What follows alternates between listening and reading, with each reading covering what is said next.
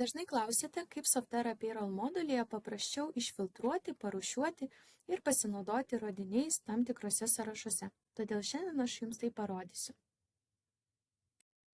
Pavyzdžius rodysiu neatvykimų sąraše. Norint išfiltruoti pagal tam tikrą darbuotoją, pažymėkite eilutę bei spauskite stulpelio pavadinime dešinį pelės klavišą bei pasirinkite filtruoti pagal šią reikšmę. Jeigu norite parūšiuoti, spauskite ant stulpelio pavadinimo ir jums parūšiuos didėjimo tvarka, jeigu dar kartą paspausit mažėjimo tvarka. Jeigu norite išvalyti filtrą, spauskite dešinį pelės klavišą bei pasirinkite valyti filtrą.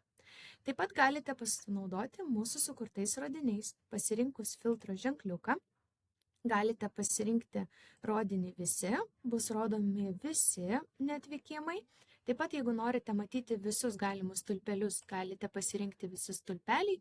Na ir taip pat galite pasirinkti rodinį einamas mėnuo, kai bus išfiltruota tik tai einamo mėnesio neatvykimų įrašai. Taip pat galite susikurti ir savo rodinius.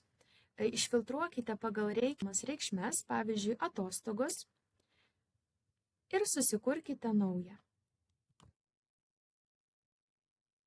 Taip jūs galite kitą kartą prisijungus matyti tą patį rodinį bei išsifiltruoti pagal jūsų sukurtą.